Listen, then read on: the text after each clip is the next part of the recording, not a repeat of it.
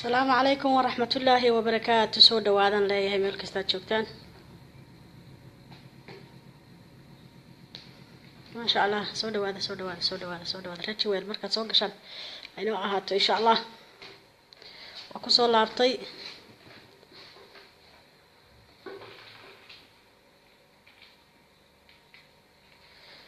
soo dhawaada kolley telefoonka horaan soo qoray dad baa isoo wacay bal han ka qabto waxa weeye okiyaalahan waa loo siibinaya caawa barnaamijka hoose ay inii sheegay soo dhawaada in leeyahay sorry qofa isoo wacay laakiin kol video baad igu soo wacaysaa walaal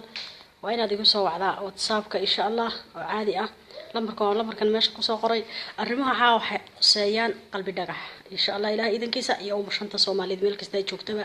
soo dhawaadan leeyahay Soomaali aad bay u kacsantahay ma sha Allah qof walba reey gooni wata marka la soo dhawaadan leeyahay anigu dhaxdhaxaadan caawa inii taaganahay xamdi hadaan ahay waxaan u baahanahay dadka ummadda Soomaaliyeed meel kasta ay joogto inta af Soomaaliga ku hadasha inay caawa arrintan ka hadlaan إن شاء الله قف كستنا تلفون كمان كقبان دونا ويلكو هريان كقبان دونا إن شاء الله بنقبل وحين قطبة هلو كحوم هاي إيمه يقصوا عيا بليس إيمها إيو فيبرتون هاي قصوا عنا إن كستنا هذا بدل اللي جرينا يو وين هذي قصوا عدان واتساب إن شاء الله واتساب كان إني شيء عاود arrimahaas laga hadlaya Soomaali saad u aragteen aad bay u kacsan tahay ma sha Allah dadkooda way jecel yihiin marka wax la soo dhawaada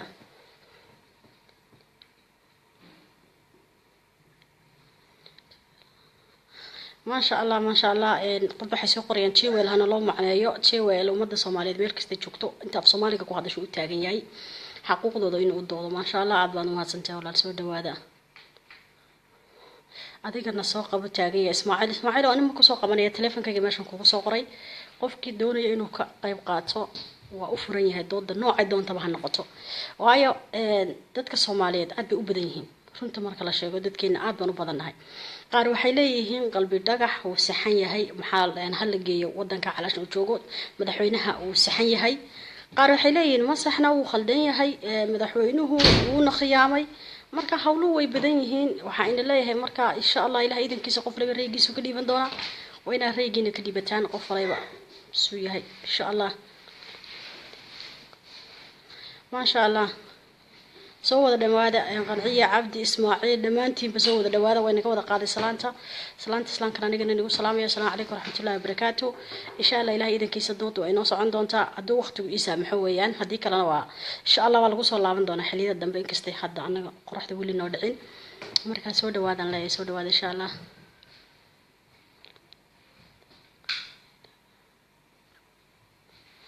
ما شاء الله dadku kulay isku mid ma aha walaalayaal ma hadsantiin ma jecel qoraaladina inta xun inaan akhriyo inta wanaagsan baan kala bixi doonaa ilaahay idinkiisa nidankayga ka ahayn waxa weeye run markan ka hadalno Soomaali Itoobiya waxay leedahay waan ku faraxsanahay Soomaali Itoobiya markan leeyahay waxa weeye waa dadka ma sha Allah dawladda deegaanka Itoobiya waxay leeyahay waan ku faraxsanahay ninka la xiray wanin uba ah wanin dadka dili jiray wanin dadka dhagaha ka guri jiray wanin dadka carabka ka jiri jiray ummadda Soomaaliyeed meel kasta ay joogto shanta Soomaaliyeed meel kasta ay joogto ayadana waxay leedahay waan ka xunno aad buu loo gilgiray Facebook iyo YouTube-ka wax kale ma jiro yaa sheekadan baa macaaw sanadkan kacsan marka dadkaasna waxay leeyihiin anaga qalbi dhagax waan ka xunnahay waa muwaadin Soomaaliyeed waa muwaadin calanka Soomaaliyeed soo dagaalamay dagaalkii 77kii ku dhaawacmay lug wax kaga noqday sidee baa loo xiri karayaa sidee baa dawlad maanta hadii dawlad deegaanka xitaa Itoobiya loo geyn lahaa oo Cabdi Cumar loo geyn lahaa waxbay ahaan lahayd laakiin waxa gacanta loo galiyay waa gaalo artasawga laga dajiyay Itoobiya walaalaheed maaha ummadda Soomaaliyeedna saasay leedahay ma sha Allah marka anigana reeygasan in la qabaa walaalahayo waxa in la qabaa qof muslim ah hadana Soomaali ah hadana muwaadin ah hadana calankiisa u soo halgamay see loo qabtay oo loo geeyay maxaa la dhahaayay gaalo gacanta loogu galiyay taas aniga waa ka soo horjeedaa qalbi dhagax maxaa la dhahaa qalbi dhagax waa wiil walaalkeen ah waa wiil Soomaali u soo halgamay run markaan sheegno inagu shalay baan wada baranay haday nahay Soomaalida amaanta Facebook amba YouTube-ka ka buuxda run baan idin sheegay ka daawato wax shalay baan baranay taariikhdiisa hore maynan haynin badankeena maynan haynin laakiin waa nin wadanka u soo halgamay baa la yiri oo maxaa la dhahaa 77kii ma sha Allah si fiican u soo halgami jiray dadkeena xusoo qabtay marka qof walba reegaaga waad ka soo dhiiban kartaa intii caydana waan ka dhex saari doonaa insha Allah oo ma qaadanayno intii wanaaga wadana waan soo dhaweynayna insha Allah soo wada dhawaadan leeyahay marka insha Allah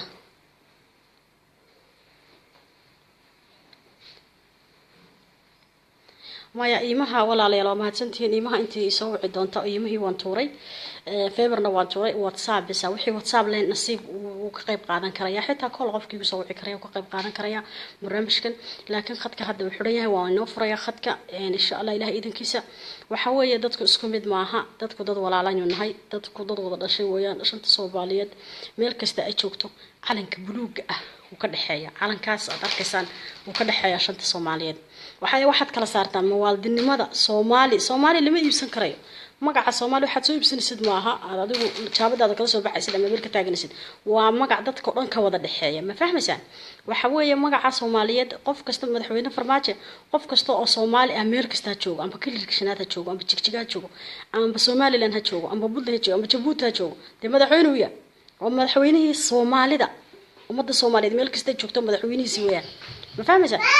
marka aad baan inii salaamaya insha Allah waxaan jeclahay insha Allah inaan khadka mar kale ku soo noqdo waxa weeye waqtigu waa iska dheer yahay ciyaalku waa iska soo jeedaan waxaan jeclahay anigu leefkayga inaan xilliga dambe soo galo dadku ay si fiican dad ba shaqo ku maqan dad ba hadda aan channels haynin hooyooyin badan oo waxa jira dadka taageersan oo leefka soo gala Facebooka oo xilligan wax karsanaya rag badan hadda shaqada ku maqan baa jira kale waa soo gali doonaa mar kale si fiican dood u socon doontaa reer America waxaan rabaa iyaguna inay naga qayb qaataan xilliga dambe soo toosaan marka aadna waa idin salaamaya walaalahayga Soomaaliyeed meel kasta joogtaan soo dhawaada walaalkay Cabdi Qani wuxuu yiri ani Soomaali ma dhalashadeedu waa Jarmal walaal waa mahadsan tahay waxa la dhihi jiray dameerka ma la dhihi jiray dameerta la daaqda faraska qalbi ismooda walaal ma tiid nin Soomaaliyeed hadda sharcigaaga waxa kugu qoran Soomaali qof kasta oo Soomaali ah oo meel kasta jooga amba Arab jooga ama meel kasta joog warqad yar lagu sameeyo safaaradda Soomaalida adeer magacaasa ku wata wallahi amba Somaliland ka soo joog amba Puntland ka soo joog amba Djibouti ka soo joog wallahi Soomaali baata Soomaalinimada cidna loo daba fadhiisan maayo marka aad baan idin salaamaya soo dhawaada walaalayaal waxa weeye Soomaalina israacdo shalay toole waxa weeye hota shalay madaxweynaha farmaajo markii la dooranayay ma sha Allah Soomaali halba ahayd warhayaa ka qabtay waa la muraaqooday qof kasta profilkiisa Facebook waxa u saaran iyo YouTube ba hadda eegtid waa maxaa la sawirkii farmaajo waa wada farmaajaysaneen laakiin hadda waxa ay noo wada saaran sidaan u aragnaa baan u jeedna Facebooka waxa weeye waa qalbi dhagax waxa weeye Soomaaliya hota adiguna dawladdaada ha ku kicin Soomaaliya dawladdaada ha ku kicin waa inaad inigu istajisaan hota qof kasta oo Soomaali ah Facebookiisa wuxuu ka yahay dawlad Facebookiisa wuxuu ka yahay madax Facebookiisa wuxuu ka yahay xildhibaan wallahi runbari ni sheegay habar kasta iyo oday kasta inay yar imika reer Soomaaliyeed runtii ni sheegay reer Soomaaliyeed imika ani leefkiiba u nacayba anu ka gaabsaday bariyahan ahad iska soo wada gelayaano intana ka shidan tala taagan hota ninka Facebook sameeyana waxa la yaba leefka naga jooji in yar leefka ka jir Soomaali waa isku kacda bal caalanka arag Ethiopia jirta oo waxa jirta maxaa la sheeg Suudaan waxa jirta Carabta qurbahan joogno ma aragtan qabiilo ka hadlaya amba dad qoomiyad ka hadlaysa Facebook inta soo gashay qabiilkeeda waa maya ma aragtan maxaa dhahaayay doolarka Afrika ina lamid ah leef intay soo galaan madaxweynahood iyo dadkooda iyo dawladooda ku aflagaadeynaya run markaan isku sheegno waa maya Soomaali runta ma qaadato runta way ka marmeertaa wallahi runta way ka marmeertaa marka ma wanaagsan qof walaalkaana inaad dulmisid dad baa waxay soo qorayaan Soomaali walaaladeen maaha Ethiopia walaaladeen maaha Ethiopia Soomaali Ethiopia waa walaaladeen Soomaali Ethiopia waa walaaladeen u fiirsada laakiin xabashidu ma ha walaaladeen de waa taata dibku toogta kala saara xabashidu ma ha walaaladeen laakiin Soomaali Ethiopia waa walaaladeen marka aad baan inii salaamaya shalay toole dawladda Somaliland Cabdimaalik Muuse Caldoon markay xidhay maxay la lahaa waa lagu xidho dadka Soomaaliyeed u qaylinayeen waa Soomaali diid bay lahaayeen Soomaa maanta kiis u soo dagaalamay maxaad ku dhiibteen ba meesha taal wal ka soo fikirtaas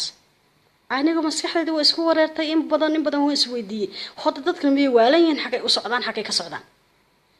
shalay waxaaba la haysto Somaliland oo habar kasta iyo oday kasta in kasta barta u soo fadhiisanay Cabdimaalik Muuse Caldoon xiro waxa laga dhigo magaca Soomaaliyeed baa lagu diiday bal ninka wadankiisa jooga oo gurigiisa dhex fadhiya oo dadkiisa dhex jooga oo inta la qabtay xabashi gaal gacanta loo geliyay ka war oo la yiri maxaa la dhahaa muwaadin matiide ka bax Ethiopian baa tabaasabur Ethiopian leedahay ده سومالي مركي متى هي هل باسبور على هل باسبور أو وضع لنا مركي متى هي ميل كلية أو دوت في عن حيسنو ده وينو نهاي ولا على وينو نهاي ما فاهم لكن هذا قبل يدق ما فتشت أنت سومالي تقف ميل بدقة سومالي إثيوبيا ويهين معها سومالي إثيوبيا محل وجود بالله معنا يا سومالي إثيوبيا سومالي كينيا سومالي لان بودلاند جيبوتي ما قلت سومالي بهدنا سيدته مركا وكو خلدنا مدحدا سوماليدا وكو خلدمeen wayna ku khaldanaayeen inay maxaa la dhahaayay ay soo dhiibaan wiilkaas sidii runtii ah dad badan anigu rajigtigan la xiriiray sidii runtii ah waxaan korbal iiga warrama arintaas waxa ninkan waa nin Itoobiya u dhashay ninkan waa nin maxaa la dhahaayay uba waxa la dhahaa muujina daawatin in kale adigu 7kii 6kii dadkii dad dhagaha ka guri jiray oo maxaa la dhahaa TV-ga jigjiga laga soo deyn jiray dadkii oo dhigii ka go'an lugihii ka go'an hooyooyinkii la kufsanayo oo wada ooyaya oo madaxweynaha ku dul ooyaya Cabdi Cumar oo badadkaas la dhahaa bidheen ninkan waa dad nin soo xasuuqay maxaa la dhahaa dadkaas oo waliba ogaadeenaya ninkan wuxuu rabaa sida calanka loo bedelo dawlad deegaanka Itoobiya sida loo bedelo rabaa falowgeeda wuxuu rabaa systemka in wax laga bedelo Soomaalida Itoobiya oo laga bedelo waxyaabo badan qof waxba ku dhahaya marka wixii lagu soo yiraahdo adna shirka la timaadid maaha adiguna waxba xubsan inaad soo qaylisid maaha madaxdeena hota caydaha laga daayaan leeyahay meel kasta ay joogto shalay inaga dooranay inaga u dabaaldegalay sanad ma gaadho sanad wuxuu qabtaa ka badan khalad haduu galay khaladka eeginan leeyahay laakiin wuxuu maantii shalay inoo qabtaa badan dad badan buu Itoobiya ka soo daayay hal nin u dhibay laakiin dad badan buu ka soo daayay waxyaabo badan sharaftii maanta Soomaali dhulka kaga dhacdo kor u soo qaado waad aragteen caalamo badan baa soo dhaweeyay marka dood way badanaysaa insha Allah way badan lahayd laakiin waa ka xumahay dad badan baa isoo wacay saylambiga ka jiray iga raali noqo doodna way baranaysaa insha Allah qofku horeeyaan ka qaban doonaa insha Allah oo jooga maxaa la dhahaa alaykum asalaam wa rahmatullahi wa barakatuh walaal magacaaga meesha joogtada ku bilaabay xamdaad baan ku salaamayaa ehel maaltees caafimaadka iga waran alxamdulillah walaalkay ma sha Allah soo dhaw barnaamijkii live-ka ku dhex jirtaa aad baan dhammaan u salaamayaa shacabka Soomaaliyeed arrintan nagu cusub baa laga hadlayaa Soomaa taas weeyaan walaalle horta waxa adduunka ka dhacay waxaan adduunka waliga Soomaaliya soo marin waana wax ugu binagu ah waanan de waliga aynan arag aan waxaan kala soo hadlayaa ana wadanka Belgium Cabdirashaaq Ismaaciil baa leedahay ma sha Allah soo dhaw Cabdirashaaq oo saad u aragtaa bal Soomaali waad aragtay dadku isku mid maaha walaal dadku isku mid maaha marka aan waxaan u arkaa nin qeyrkii loo soo xiray oo wadna soo qoyso waxay la tahay haddaan laga dheedheeyin oo ninka Soomaaliyeed oo muwaadinka ah oo dalka ku dhalay oo caruurtiisii iyo eheladiisii laga afduubtay oo ummadda Soomaaliyeed dhexdooda laga qaatay aqaaximo ka xun adduunka kama ay dhicin ma garat صح maanta hadii la dhaho Soomaali hal la qaato iyo dawladda Soomaaliya hadunto baan ka jeclaan lahaa Itoobiya inta qaadan lahayd صح markaan fikirkayga markaan ka hadlo ummadda Soomaaliyeed waa seexataayo saddex berebay qaylqaylisaay waxaan oran lahaa intaynu nool lahay ninka hadaan wadankeena lagu soo celin intaynu nool lahay waa inaynu garbihiisa taaganahay ma garat صح walaal waa mahadsantahay reegaaga aad baad ku mahadsantahay qadka insha Allah dadka igu badan walaal haye walaal waa mahadsantahay assalaamu calaykum soo dhaw walaal soo qadka ka xun walaalayaal cayd way reeban tahay dad badan waxaan arkaa duruba yaa isku sirrifayaan arkaa rifka naga daaya baalaha yaa la iska rifin waxa weeye ha laga hadla insha Allah wixii dhabta ah oo taagan Soomaaliya xaqiiqda ka hadla insha Allah assalaamu calaykum وعليكم السلام ورحمة الله وبركاته. الحمد لله سو دhow walaal magacaaga meesha joogtaa ku bilaabay magacaygu waa Abshir Fuad Cadde waxaan joogaa South Africa aniga qof walba dadka way kala fikir duwan aniga fikir oo waxaan qabaa qalbi dhagax dhiibitaankiisa waa arrin lagu saxnay oo u baahnayd in mar hore la dhiibo waxa xubin walba kamidana all NS waxaan jeclaan lahaa in ayaga dhan la wada dhiibo because waxa waa jabhad u dagaalamaysa inay yani wadan burburiyaan ma ahan jabhad Soomaaliyeed ma dagaalamayaan inay Soomaaliya ka mid noqdaan wuxuu dagaalamayaan inay Soomaaliya ka go'aan Itoobiya ka go'aan ee ayaga xor noqdaan okay walaal waa mahadsantahay sax weeyaan waa ku mahadsantahay wuxuu ahaa nin Itoobiyaan oo ahay yani waa la qabtay waxa lagu celiyay dhulkiisii hooyo lagu celin Kenya lagu celin Mareykan dhulkiisii hooyo lagu celiyay dhulkiisii hooyo wuxuu joogaa Jigjiga in adeerkiis cabdiilay baa loo geeyey ama hadaysto ama hadisho laakiin waa dowladda Soomaaliyeed in loo xambaareeyo darteed nin oo yani oo dambiilaha oo dalkiisa ka soo baxday in loo xambaareeyo waa arrin aad iyo aad ما شاء الله ولا رأيك قوي كل يدد بدنا كوكو راعي ما كوكو ديني وجرا وما تصنت ولا إن شاء الله خد كان يغير ما إير بان يدمر ولا أديكو ما يعني أفكر إنه أفسومالي كلي كواد لو سومالي كم نقصان صح يعني هذا نك جيبوتي جوجو أفسومالي كواد لا وان جيبوتيانا ووطن كانوا ده شيء يعني من كان وان إثيوبيانا يعني قفل برمود ماشي وكيمة إنه يقول عليه وعريسها مركبة مع سنتين هاي ولا لك أديك نصيده كلام مع سنتين ولا هاي هلا السلام عليكم ولا لا عدك قرق هذه إن شاء الله ما عاجي مش هتشوف هذا كبلابية ولا الواحد شوجا طلياني قاعد شوجا مقعي أنا محمود بالي هذا ما شاء الله محمود وكسر واحد كل حجرته برنامج كله فكا جوال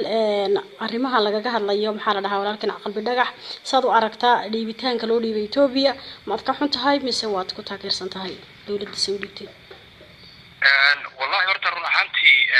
arrintan horta waa arrin maaragtay shacabka Soomaaliyeed kulay marka si loo eego dareenkooda bilgishay ma garatay sax maxaan ku raahdaayay waana arrin maxaan ku raahdaayay dhibaatadeeda leh laakiin waxay u baahan tahay ama hawshaan ay u baahan tahay in maaragtay si fiican loo fiiriyo horta wadankeenu dawlad u leeyahay nidaam iyo kala dambeyn baan ka jirta ma garatay sax marka maxaan ku raahdaa adduunkuna sidiisaba waxa weeye waa iskaashi caalami ah oo dawladaha dunida iyo Afrika intaba iskaashi baa ka dhaxeeya gaar ahaan dawladaha dariska ixtiraam badan bay isku leeyihiin markaan u fiiriyo oo dhinaca shuruucda caalamiga markaan ka eego arrintan qof maxbuusa in loo gacan geliyo ciddilaysa ama cid dhibaataynaysa ama maxaan ku rahdaa cid xiraysa waa wax qawaaniinta caalamiga gafku ah ma garan haddii laga eego dhinaca dawladaha iyo iskaashiga iyo maaragtay xiriirka dawladaha ka dhexeeya haddii laga eegana waa wax saxa ma garan marka mid waa jirtaa oo waxa weeye dareenka shacabku waa wax jira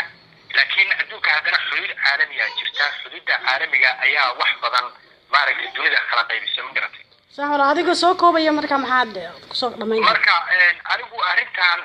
waxaan leeyahay dad waxa jira arrintan waa saxo dawladdu way ku tigtay barnaamijkan oo way ku tigtay waa oran karaa oo wax badan kama ay safiirsan nabad sugid wax badan haddana waxa jira dad kale oo barnaamijkan ka faa'iideysanaya oo dhalilaha dawladda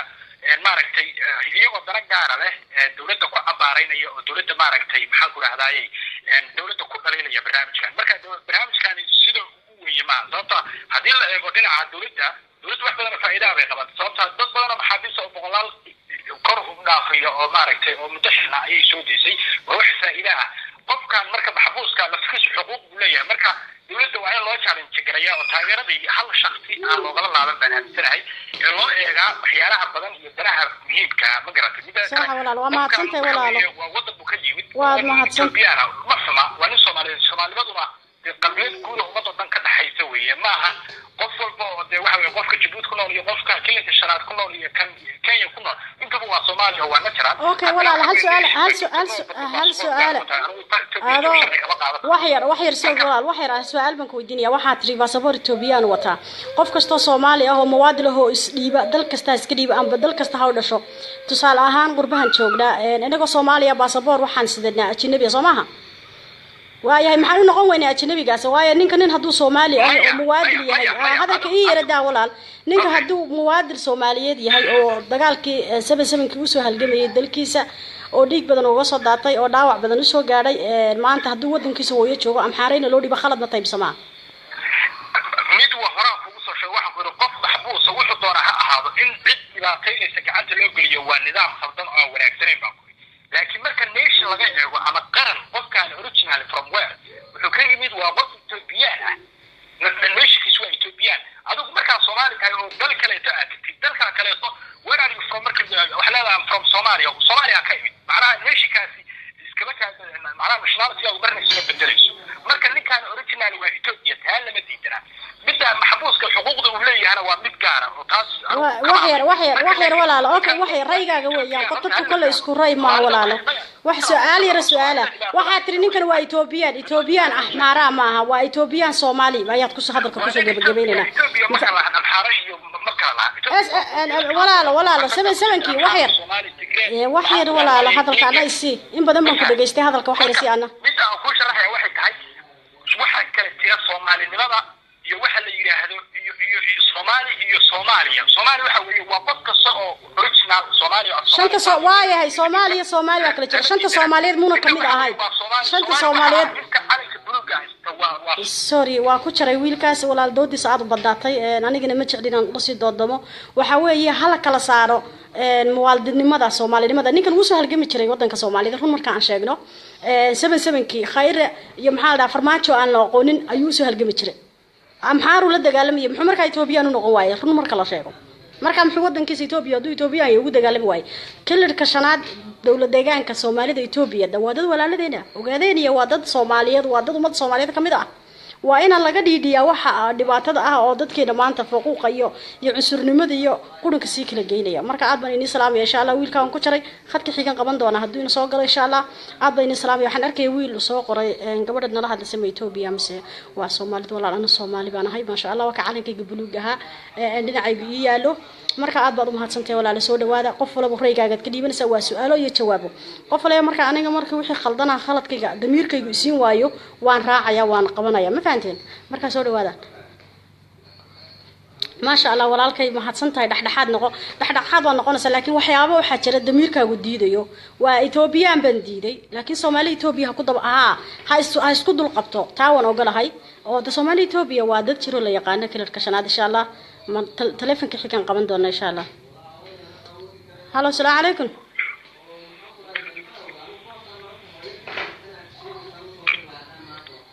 halo sorry waan ka xumay lambarka Soomaaliya kulay ahaa meel ka ahaadaba uu ka go'ay khadka marka soo dhawaada ma sha Allah soo dhawaada dhamaantiin baad baa mahadsantiin inta ay tamaysa walaalay lacayda waa wax xun iliga daaya waan ku sii kala fogaanaynaa wallahi waan ku sii kala fogaanaynaa qalbigeena si xumaanaya laakiin waxa weeye loo duceeyo ninka Ilaahay inuu gaalada ka soo daayo gaala haysatee Soomaali baana gacanta gaalada u gelisay ducada ku soo maxaa la dhahay ku soo badiya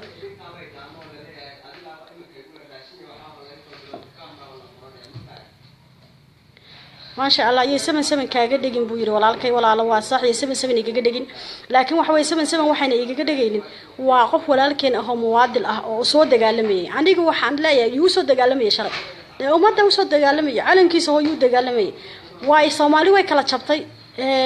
gobol baa la aaday shanta Soomaalida way kala yaacday qof walba meel buu isku tiiriyay waayahay meesha aad isku tiirsid haddana hadii ciidada u sii dagaalamaysid ceeb maaha laakiin qof walaalka ah oo meeshii la geeyay walaana waan ka xumay sidii runtii ah damiirkayguna ima siinayo aad baan ugu xumaaday dadka xumaadana de kama wanaagsani dadka badan baa igu raacsan baan filayaa qof walaalka ah oo ila Soomaali ah haddana dalkaaga hooyo jooga soo qaado amxaara u keentaa soo khalad weeyaan dawlad deegaanka Ethiopia ma keeno abdi soo nin madaxa maaha madaxweynihiisa muu hayn hadana in adeerkii muu hayn ha loo geeyo isaga asxan hataas السلام عليكم سودو ولا سودو waan ka xumahay dadka khadka aad buu uga go'aya anigana ma jecli qof inaan ku celiyo maayo hadu qofku ka go'o jaaniskiisa waa nasiibkiisa marka soo dhawaada ayadu way reebantay insha Allah ani xitaa wixii caaya waad mahadsantiin baan leeyahay in soo dhaweynaya dadku isku mid maaha walaal soo dhawaada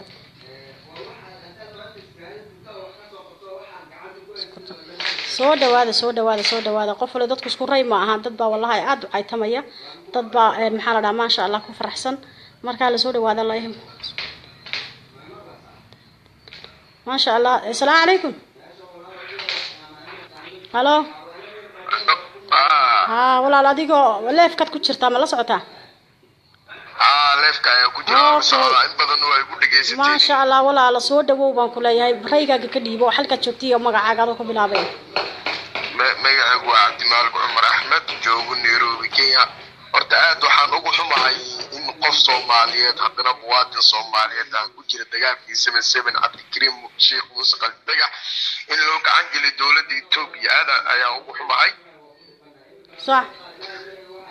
marka horta Soomaaliya waxay ku maamaatiisa dareela tu kala ku daro صح marka anagoo hadda soo kobcaysa ayaan aanay wili caga aan kuma taagnin qaar ka mid ah madaxdeena dowladda aan fiirsanaynin ayaa dowladda Itoobiya xiriir la leh صح oraa waxa loo yiri badooda hal mala ayaa qurmiya hadii madaxdeena ee dowladda Itoobiya nacamlayaal u yihiin oo madaxweynihii uu san waxba ka qaban karin oo ka hadli karin ayb alaal ceebti imaato oo dadkaas oo dowladda Itoobiya daba dheelfado ee sameeyaan ayabtaas waxay ku dhacaysaa madaxweyne Farmaajo ra'iisul wasaare Xasan Ali Khayre صح marka inta horta qabiil oo jiro وانكم مقلا ولا انتو قبيل جرا هي inta qabiil oo jiro oo 4.5 ee socoto صح waxa gaagay male صح hadda hadii Farmaajo baarlamaanka doorto Soomaaliya soo qaadba shacabka Soomaaliya waa 4 milyan aa qiyaasa صح 4 kaas milyan haduu qof biyo codkiisa dhiiban lahay madaxweyne Farmaajo uu dooran lahay wax cilad Allah ciladii timaado anaka koortigeen oo xaraad xilkana ka tuuri lahayn صح ويان ولا لو ما حسنت marka adiga soo gabagabeynaya maad ku raacsantahay in la dhiibo oo imse waad ka xumay ani fikrad ahaantayda adkriin Muuse qalbi dhagax kuma raacsan in la dhiibo laakiin hadda wuxuu wadaan waa arkaysa umaleeyaha Cabdi Ilay inuu hadlaayo uu dhahay dastuurka Itoobiya qabanaha uu dhahay qalbi dhagax odayaasha ogaadeen waa aragtay jigjeeg joogeen waxay dhahayeen marka Ilaahay u fuudeeyaa dhaheena oo asagana cadawga Ilaahay ka badbaadiyo waayo wuxuu aanin u daartamay xornimada iyo dhulkiisa hooyo soo ugu xoreey lahaa cadawga Itoobiya waan ognahay jigjiga inay yihiin dad Soomaaliyeed oo ku nool oo maskaxda laga haysto oo la gumaysto taasan been hay صح martiidin marka dad oo la gumaysto hadana oo awilka wax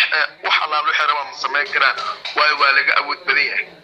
صح ويان ولا لو ما حسنتay shukran ma kulay dhammaantoodna wiilkaas oo wiil walaalkay ah ma sha Allah aad buu mahadsan yahay kiinuu jooga ma sha Allah dawladda Allah ay noo daayaan leenahay hota ma wanaagsan inaan dawladana aad u dhaliilo sidii runtii ah waxa weeyna la isbar qabtana way fiican tahay qofka bini'aadanka waa dawladda arkaysid ama madaxda arkaysid waa adigoo kale waa shakhsi adigoo kale uu qaldami karaya inkastay aamusan tahay maxay la aamusan tahay lama soo degdego waa inaan u yara kaadisan insha Allah marka insha Allah soo dhawaadan la dhamaantiin insha Allah qof kale ka qaban doona Abdullahi idmo السلام عليكم ولا البرنامج كده حدا وجود شرطة محاقيقة كله ولا لو برنامج كده حدا وجود شرطة محاك له وحلاقة هذا يا ولا لا رنتي قلبي كده لفت وجود شرطة كسر دي بقى إن شاء الله دقيقة ولا لما حنا قلنا شو بدن كيسو قد شوقا وانين اللي سنسا إثيوبيان كيسو اللي شوقا محافر ماتي دولة كسود عقلية قبيلة سيح أنا ما مركب أنا علشان شيء قصة قبيلستي waxba ka dhacay gabadhaas oo gabadh waxaan u maleynaya xagga farmaajo u badnayd waan ka xumahay inaad jirtid may ahayn inaad si fiican u hadashid bay ahayd walaal haddaad daawanaysid raygaaga waad ka dhiiban kartaa qof kasta waad caay kartaa aniga waad caay kartaa laakiin kama xumaanayno haddii aan waliba aan lambarkaaga si fiican u arko isuu dhan buu ahaa waa kugu soo celinaya waad aragtaan de Soomaali wataas waxa leeyahay in Ethiopiana weeyaan Ethiopian ma waa nin Soomaali ah waa nin Soomaali dhalad ah shalay farmaajo aan madax ahayn aanba aan maxaa la dhahay dawladda xil u hayn bixil u hayay ninkaas oo u dagaalamay oo booska u halgamayay calankeena buluuga ah indhaha la iska ridin sheeka qabyaaladahana laga daayo insha Allah taasana in leeyahay marka soo dhawaada gabadhaas anaga dib iskugu noqon doona reer Sweden bay ahayd telefonkeeda insha Allah oo aan saf garaystay had baan inii salaamaya intii xun إن شاء الله وكترينا مركعات بني السلام يا والله يا سوماليين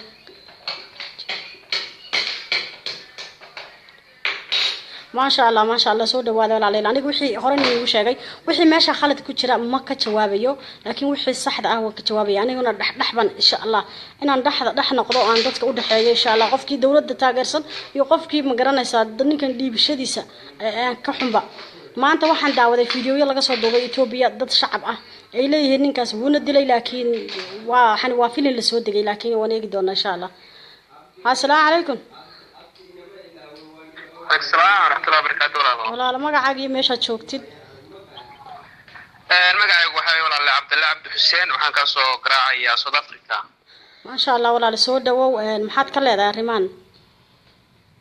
horta marka waxaan leeyahay inna lillahi wa inna ilayhi raaji'uun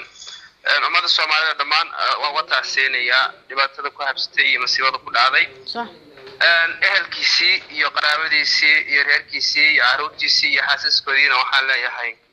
ilaahay qalbigiina ha dajiyo iimaankana ha idinku soo walaalo ما شاء الله walaalkay waa mahadsantahay waxaad kale haddii aan usoo laabto madaxda dowladda waxaan leeyahay iyo dhiibidiisa waxaan leeyahay horta in la dhiibo qof Soomaaliya sidiisa waa qalad صح waana dembi weyn oo laga galay ummadda Soomaaliyeed dunuubaha waaweyn waxaa ka mid ah hal qof oo wadan u dhashay in lagu xadgudbo oo xadgudubkaas waliba uu yahay soo la khilaafiyo shuruucaha u degsan caalamka ama confusionka waxyaabaha la yiraahdo oo Geneva hadda koor lagu galay in taas la jiriyo toba qalad cad ma garataay صح walaal waa mahadsantahay ku soco talabaad waxaa leeyahay madaxda Soomaaliyeed waxaan soo jeedinayaa way qaldameen wana binaan qad u ka dhici karaa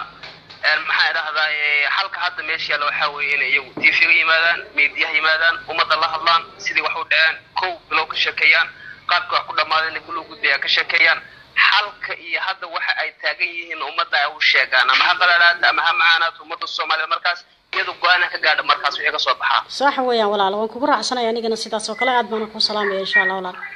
hayo walaal saali ما شاء الله wiilkaas wuxuu wiil walaalkeen ah ما شاء الله wuu mahadsan yahay boqolkiiba boqol dadku isku mid maaha dad caytamay dad kala jira marka aad baan inii salaamay insha Allah insha Allah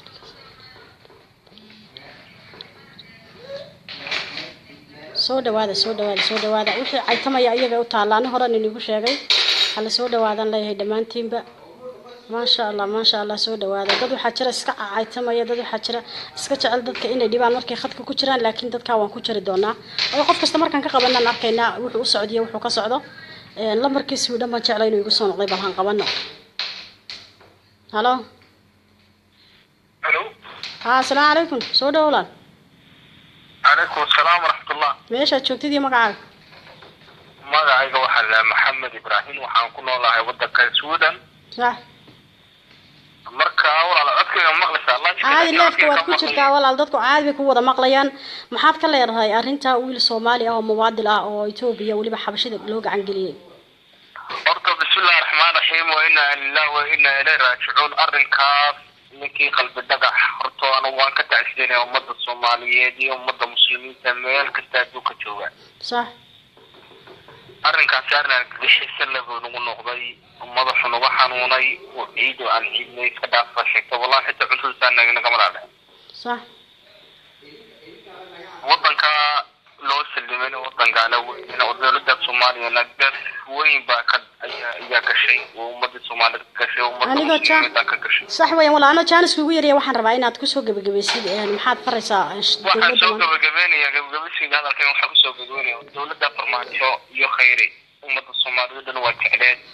dhalinyaro Soomaali meel kasta joogto mid raata waan goostay mid ana goosan ummadna waa soo dhaweysay waa jecleed صح aad waan mutaageersaneen صح laakiin maanta taageeradeenu heynay una qalbi jebiyay dawladda sidii ayaa naga dishay waxaanu ka codsanay in dawladda farmaajo iyo khayri oo dadkii uu tagay صح dhagax صح soo ma cilminayaan dawladda Itoobiya waxay uga gacan galeen soo ma cilmiyo laakiin ummadii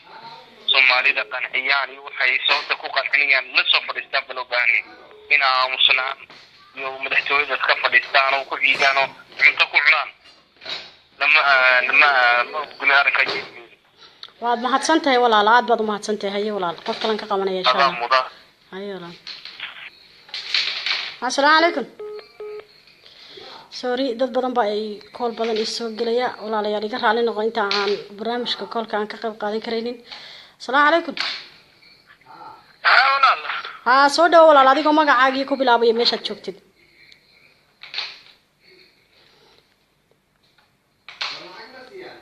halo waan ku maqlaya walaal ma maqlay sidii walaal barnaamijku wuxuu ku saabsan yahay barnaamijka wuxuu ku saabsan yahay walaal arrinta xadhiga qalbi dhagax ku saabsan yahay raalli ma ka tahay in Ethiopia gacanta loo geliyo oo maxaa la dhahaa nin Soomaali ah oo muwaadin ah oo horeyna wadanka ugu soo halgamay mise waad maxaa la dhahaa ka xun tahay bal soo koob hadalkaaga insha Allah waxaan ka xunaa mana sababtoo dadkiisa ay leeyihiin ninkaan nin dambi galay oo macnaha dad fara badan lahay taas meesha kuma jirto in la eego صح wuxuu soo geystay wuxuu sameeyay macnaha lagulama waxaynayo miyaa maya qof walba ra'yigiisa weyn aad maxaad ka dhilahay aniga ra'yigayga waxaan ka dhilahay waa lagu saxsan yahay ninkaan nin Soomaali ma aha nin Ethiopian weeye ma fahanti adimka Sweden baad joogtaa sax sharci Sweden aad leedahay marka waxaan sharci su'aasha ku weydiinaya iga jawaab walaal waxa tiri ninku Soomaali ma aha waa Ethiopia baad tiri walaal sharcigaaga waxa kuugu qoran inaad tahay Soomaali kabacdi Sweden dabadujin ku siisay filayo waxa way nina sinjiyadiisa kama tago dhaga ma guran nina dhaladkii kama tago qalbi dhagax waa nin Soomaaliyan ku leeyahay walaalo adigoo mahadsan waana mahadsantahay walaal insha Allah qolada dhahaysa waa qolal dhalno Ethiopian ah waa Ethiopian qofku dadku isku mid ma aha walaal wuxuu ku yiri ninkaas nin Soomaaliyan ahay marka walaal baan ku salaamaya insha Allah walaal wallahi dadku isku mid ma aha anigu waxa weeye qof Soomaali ah oo la inkirayo Soomaali ma aha la leeyahay ma adkeysan karay horena waa inagu sheegay dhaxna waan yara ahay haddana waxaan moodaa inaan dhinac u yara badanay waay marka Soomaali la dhaho waa beerka ay boodaya marka Soomaaliyan qabanayna insha Allah telefoon Soomaaliya assalaamu calaykum wa calaykum walaal meesha joogtid iyo magacaaga kod adigoo codkaaga u qaadiyo barnaamijkaad ku dhex jirta sooda walaal barnaamijku aan ku dhawahay صح خدك كاحم بان فيليا سو دو بان كلي ولا سو دو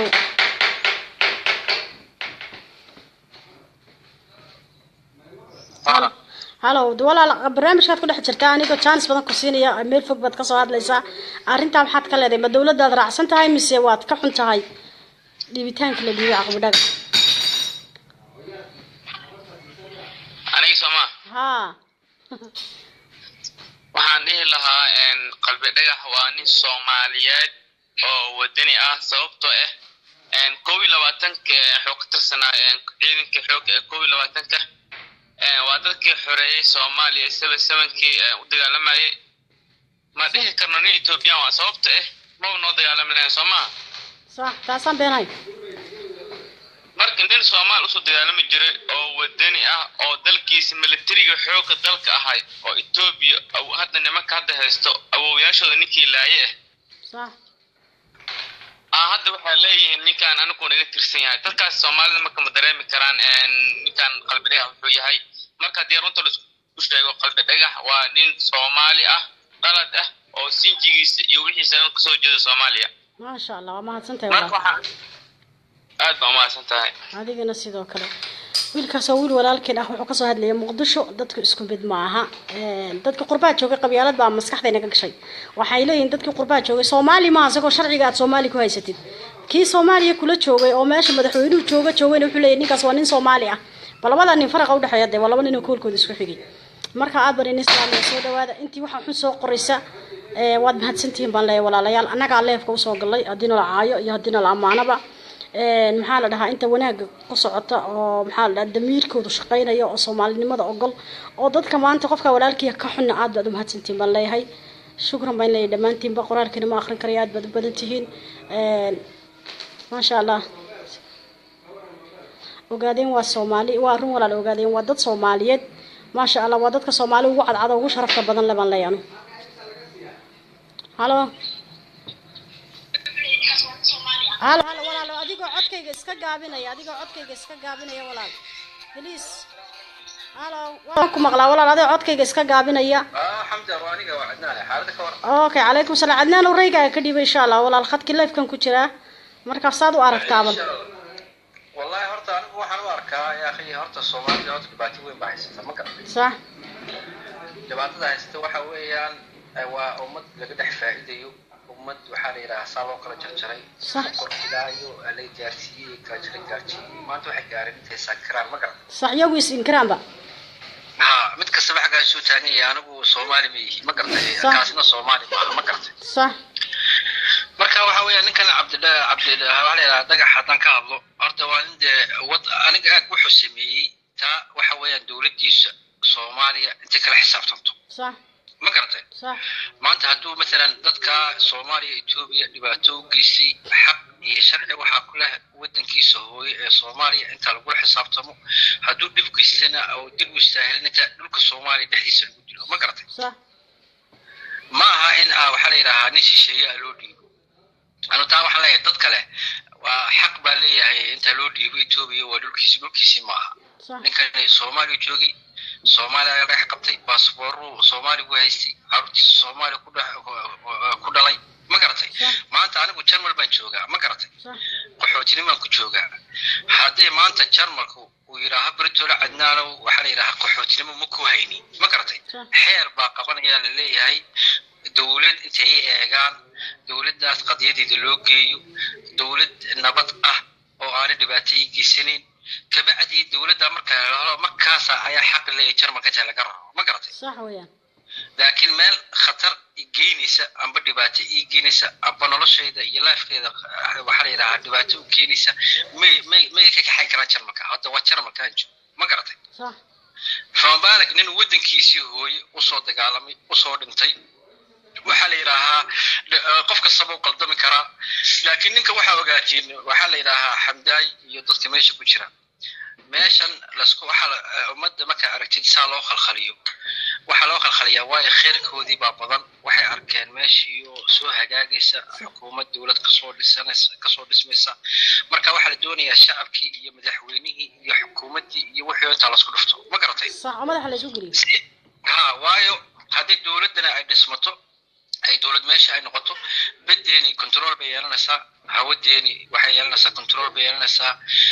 meelihii shirkadaha amba kompaniyada badan ay ka faa'iidi jireen amba dadkan dhaqaalaha haysta waxa la yiraahdaa calooshooda u shaqeysta waxay ka faa'iidi jireen oo baaxirmaya ma garatay صح Soomaaliya waa la ogahay waa dawladaha ugu qanisan adduunka laakiin Ilaahay wuxuu siiyay dhul laakiin shacab muusin marka Ilaahay waxaan ka baryaynaa Soomaali horta intuu Ilaahay xaq u tuso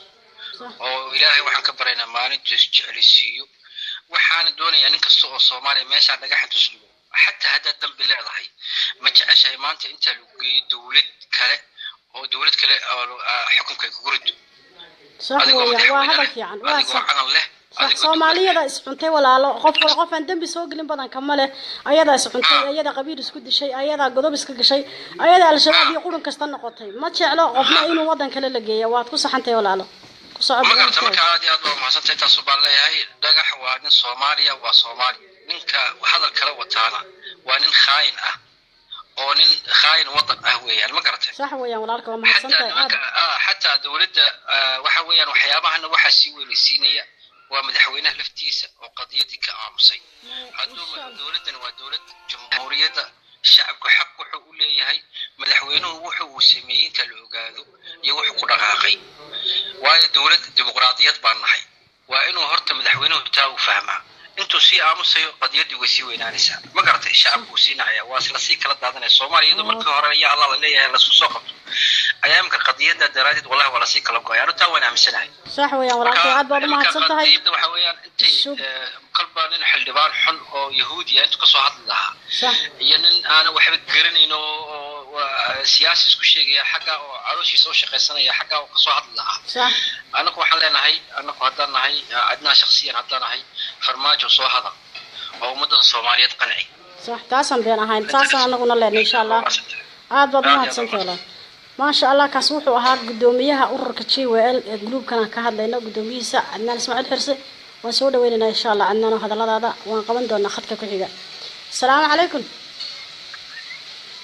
هلا السلام عليكم عليكم السلام ورحمة الله عاقي بيش شفت هذا قبل أبي برنامج كنا واجب جوا إنها تصور مسترت إن شاء الله هذا كان الرسالة ولا هذا حنشوفه غدا كهندية ما شاء الله soo dhaw Cabdirasaaq walaal Hindiya ma sha Allah soo dhaw baan ku leenahay maxaad ka qabtaa arrimahaas laga hadlayo meeshan aan ku soo qornay arinta ruuxeeda inaan waxaan fikirkayga ka aadan inaan kaga hadlo waan ku soo wacay صح wadanka Soomaaliyeed ninka la yiraahdo Cabdikariin Sheekh Muuse inkastoo aan anigu shakhsiyan aqoon aan u lahayn laakiin anigoo dareenkayga ka cabiraya shakhsiyanimada iyo halka uu qofkaasi ka soo jeedo iyo wadaniyadiisa waxaan u arkaa shakhsiyan ninka in loo geystay yani khalad laga galay dowladda ay ka gashay صح walow aan loo cabirayn aan la oran karayn yani dowladda oo dhan waa khaldantay ama dowladda in la rido oo dadku kacdan sameeyaan صح laakiinse qof kasta oo Soomaaliyeed waa inuu dareemi karaa qof Soomaaliya muwaadina sida aan ka maqlayna uu ahaa saraakiisha ciidankii dalka xogga Soomaaliyeed ما شاء الله صح in calankiisii iyo caasimadiisii magaaladiisii yani airportkiisii in intii afxaara ugu timaado ay ka qaadato صح xaqiiqdii waxaan oran karaa waa wax aad ceeb ugu noqotay ummadda Soomaaliyeed noocay doontaba ha u dhacdo asaate waxaan qabaa fikriyan in ummadda Soomaaliyeed ay arrintaasi kalsooni ku jidho oo deganaansho ku jidho ay u abaado صح iyadoo aan kalsoonida xukuumadda lagala wada noqonayn صح laakiin cidda ay khusayso waxaan tala ahaan ku siin lahaa in ciddii fikirkaa geysatay ciddii ka damaysay ciddii gacan ku siisay in barnaamijka isaga dowladdu ay gacan biro ku qabato muwaadinka ciskiisa iyo sharafkiisa cadowga ummadda Soomaaliyeed loo gacan geliyay qof walba oo Soomaaliya intuu doona ha jiro dad doonana ha jiro xog ahaan iyo taariikh ahaan amxaara anaga wax naga dhaxeeya ma jiraan magaran taasan beenahay walaalka waa mahadsantahay ma sha Allah khadka waxay ugu yar chance-ka ugu yar walaal insha Allah qof kale ka qaban doona waana mahadsantahay walaalo adiga mudan walaal ما شاء الله wiilkaasna wali walaalkeen oo Hindiya jooga buu ahaa aad bad mahadsantiin Soomaali 9 jirka iyo 9 jirka iyo 3 jirka uu ka xanaaqay arintaas maanta dawladeena ku kacday marka laga hadlo dawladana waxa looga fadhiyaa shacabka Soomaaliyeed uga fadhiyaan madaxweynaha ama ra'iisul wasaaraha inuu hadlo oo hadalkaas oo ninkaas dadku soo qanciyo fahmaysan hadii waxaan ogahay aniga oo dawladda mar hore ay intaana qalbi dhagax la qaban ay soo hadli lahayd oo ay dhigi lahayd ninkaas oo ah argagixiso ah oo uba ah oo sidan ah halka shabaab Soomaaliya looga yaqaan uba looga yaqaan waxyaabo ay isku toosin lahaayeen soo dhigi lahaayeen de Soomaaliya sidan uma ina kacneen runtii waxaan dhihi lahayn nin gacan gudhigla weeyaan bobba lama ogaadeen 7 wuxuu soo qabtay Soomaalinimadiisa waa basaas Ethiopia dhihi lahayd وهذه مركه هو ولا صوت وبلا فيلم صوت ديار لها لكن ما ينقن تاسو حي نقطينا نينكي لقبتينا قال غعنت لو غليي قفنا ما اوغلو قف ان دنبي سو غلين مله هدان هي مد Soomaaliyeed run markaan isku sheegno Soomaali qof aan dambi soo galin male ma fahmaysan ana kulli xamdi dambi ma soo galin laakiin waxaan ka hadlayaa calashan qabiil unsurnimo wax qiyaabo badan dil kufsi dhac waxyaabo badan Soomaali way soo gashaa marka hal iscafiyo عفيس هلا سويديستو ودنكاga hooyaha lagu xukumo maxkamadaada lagu xukumo dawlad bay noo dhalatay dawladdeena lagu xukumo laakiin shisheeye loo dhiibo waa ka xumaa insha Allah aad baan idin salaam ya dhamaantii qof walba reegiisi bartan ka soo dhibtay aad buu mahadsan yahay insha Allah dadkuna isku mid ma aha ما شاء الله walaalkay aan Cabdilqani waad mahadsan tahay ma jecli qoraalka xunaan inaan akhriyo ay dadku hadda YouTube ka arkaan waxa way qof kasto oo muwaadin oo Soomaali ah aan Ethiopia joogo ama Soomaaliya joogo aan maxaa la Kenya joogo xaq wuxuu u leeyahay calankiisa buluuga hoostiisa inuu harsado asagoo harsanayo wadankiisa hooyo jooga in la soo qabto dawladda Ethiopia gacanta loo geliyo arsaba laga dajiyo oo la jir dilo ma wanaagsano sidii runtii ah waxaan leeyahay shacabka Soomaaliyeed meel kasta joogtaan waxa la arkay isha inoo bilatay waxa la arkay dawladnimada inoo bilatay waxa weeye dad badan oo waxa jira Soomaali kula ah oo hadina xaasid ah aan ogolayn inay dadkaaga hore u socdaan aanba ay Soomaali mid noqoto cagaha ku istaagto dad baanan ogolayn marka saa daraadeed waxay loo soo adeegsan karaya wax kasta ilmahaga lagu soo adeegsan karaya marka maxaa la dhahaa aydan badan amba maxaa la dhahaa sidan badan aad ugu kacdeen dawladda waa inaad ka yara degtaan iyadana insha Allah waxa weeye dawladdu maanta way aragtay way khaldanta waxay u soo hadli laadahay khaladka way aragtay inay khaldanta khalad ku jirto way aragtay marka waxay u soo hadli laadahay wali xal bay raadinaysaa han ka warsugno taasan been ahayn han ka warsugno xal bay wali dawladdu inoo raadinaysaa waxa weeye ma jiraan caalanka aan maanta joogno arab haday tahay Ethiopiaanka laftigiisa Suudaan miyaad aragteen qof leef intuu soo galo dawladdiisa aflagaadeynaya ama madaxdiisa aflagaadeynaya marna amaanaya maya waxaan leeyahay Soomaaliya abaalay Soomaaliyeed isku maqanay Soomaaliyeed isku cusuriyeysay Soomaaliyeed isku quursatay Soomaaliyeed is amaantay birina is cayday Soomaaliyeed maalinba mid ban amaanayna maalina mid ban caayana sidoo runtii ah waa inaan meel ku ogaan moofiqina noqona dadkan leefka soo galayna qof kasta iska soo galayna iska soo galbay waa inaan basal ku soo gashaa leefkaaga aad xor baa u tahay mobilkaaga xor baa u tahay facebookkaaga xor baa u tahay laakiin maanta yawmal qiyaamaha lagu xisaabinaya waa inaan wax wanaagsan dadka aad u soo tabijaa islaan kasta iyo inan kasta iyo oday kasta leef baa la galaaba maqlo uu iska soo galay halkaas wax kasta iska soo dhahaya ba ay xal dhahaya Cabdi baa bartan ku dhuusay tawbur ay qadar u soo sheegay qadar hebel war waxaas ma wanaagsano waa laga tagay waxa hore ha loo socdo dawladda yaala maxaa la yaala xumaynin nin Soomaali oo muwaadil ahna iyaan maxaa la dhahay xaqiisa lagu gudbin ma fahmaysaan marka aad baan idin salaamay insha Allah koolka u dambeeyaan kusoo gabagabeynaya walaalayaal assalaamu calaykum walaal adoo magacaaga iyo meesha joogtid ku bilaabaya qofkii u dambeeyay barnaamijkan waad noqon doontaa insha Allah السلام عليكم. عليكم السلام ورحمة الله ولا لسودو. برنامجك كوجرا سوما. واد كده حجرتا المقعد ميشا شفتها ذوق بلابيا رأيك أنا واد كدي بنتونتا. علي أوجه وطن كبلش. ما شاء الله بلشن سودو علي ومحات كله ده هاي ميشان وحيابها ما أنت ومت الصوماليات جرجيري أوكيي سجال شيري سجاشن شير بوقصو هذا ليو صادوا أركتا أدونا. أمد الصومالية والسلام يا كل أنت مغلى مغلى دونتنا السلام عليكم ورحمة الله وبركاته. وعليكم السلام ورحمة الله وبركاته وكاقا عندما أنت بسودونا. أنت أكاد وحنا إنا لله وإنا إليه راجعون ولكن إلهي سبحانه وتعالى هدون نولي هنا يبقى أكاد القاضي هدون أنتنا إلهي سبحانه وتعالى هؤلاء حريصه كتاب في سميك الله كسيه. صح. ummadda Soomaaliyeedna waa uga taxsiinaya dhibaatada aad u adag oo na soo gaartay qof kasta oo Soomaali ah oo muwaadin ah waa wax qalbigiisa hoos taabanayo aadna uu gariirinayo صح ma maqlaysaa walaal waa ku maqlaa walaal waa ku dhex jirtaa barnaamijka wada waana wax aad looga xumaado xaqiiqada qof kasta oo wax yar oo Soomaalinimo ay ku jirto oo wax aad looga xumaado Ilaahay subhanahu wa ta'ala eheladiisii ee Soomaalida dhamaan Allah naga samarsiiyo amiin intaas kadib waxaan talada u soo jeedinayaa dhammaan ummadda Soomaaliyeed waxaan leeyahay dhammaan ummadda Soomaaliyeed walaalkeen in Itoobiya loo gacan geliyay oo aan aqaano haddaan caqli iska qaadan qof dhinta looga tashada صح weeyaa walaalkeen waa dhintay dariiqad qaldan baa ku dhinto laakiin waxa la yiraahdaa say wax ku dhacay lama yiraahdo say wax xalliya halay صح dadka social media ka caytamaya iyo dadka ninka la yiraahdo banaanbaxaya iyo dadka wax dhagax tuuraya iyo dadka wax way dawladda hal duumiyada waxaanu leenahay walaalkeen waa dhintay horta Allah u naxariisto haduu dhintana qofka nool si uu badbaadiya in la yiraahdo ma ahan dhinta suuq ku dhintay in la yiraahdo ma صح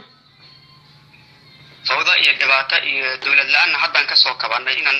wax ka dhaxalna la rabaa wixii dawladdeena ku dhacay qof kasta oo caqli leh waxaanu ka dhaxalnay dawladdu inta waan garan karnaa صح weeyaan maantana dawladdaas yarta oo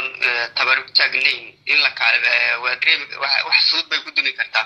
صح weeyaan waxaan leenahay marka ummadda Soomaaliyeed dad gooniya leh oo doonaya in kuwa nool la dhiibo inaga faa'iideysan nooga faa'iideysan waa buuqa iyo tirada badan waxa weeye dadka qayliyeena waxaan anigu aaminsanahay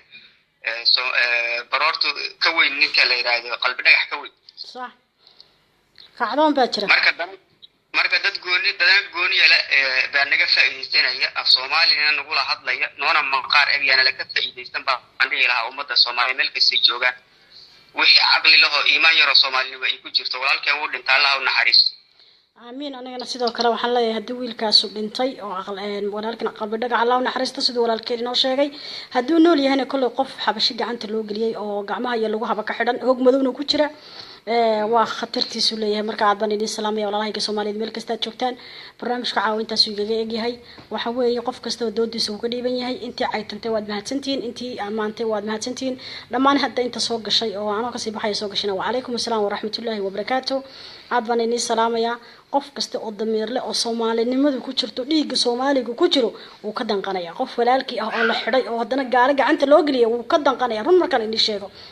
waxa weeye Soomaaliya ayada istirisa ayada isreebisa ayada isku xaasid ah ma fahmaysan ninka maanta laga soo qabtay kaalkacyo oo hadda eeg kii mudug joogay wuxuu leeyahay ninkan nin wuxuu basaas oo waa kano calaashan dawladii wuxuu eedeynayaa farmaajo halkii kale madaxda ma fahmaysan wayagii baa la isku diraya Soomaalina ma fahansana waxan ayagii baa la isku diraya dawladda yar oo ina birataa la diidaya sidii runtii ah waxa weeye waxaan way dhaceen maxay ku dhaceen lama dhaho waxa weeye way isku soo dhamaatay sheekadaas kool badan baa ku jira laakiin ma qaban karayo waan ka sii baxayaa khadka Ilaahay idankiisa waana ku soo laaban doonaa marar kale waan kaga hadli doonaa insha Allah tan oo kale aad baan idin salaamaya qof kasta oo damiir lahana wuu ka danqanaya waxa weeye maanta dawladda 7 bilood baan waxaan leenahay haysanaa dawlad sidii runtii ah soo istaagtay wax badan qabatay ya dawladdu way dhaliilo badanaysa qofka hadduu madax yahay waa dhaliilo badanaya laakiin dulqaad buu leeyahay qofku inuu dulqaataa maasha Allah madaxweyne farmaajo iyo khayrana way mahadsan yihiin khaladka uu dhaca muxuu ku dhaca lama dhaw laakiin xal baa la raadiyaa hadda xal la raadiyaa hadda dhici karta inay xal ku maqan yihiin oo ninka say ku soo dayn lahayn falowgeeda ay ku jiraan marka aad baan salaamay assalaamu calaykum waraxmatullaahi wabarakaatuh jannada inoo balana intii fiican qaado intii xunna ka tag insha Allah hadaladayda aad baan salaamay assalaamu calaykum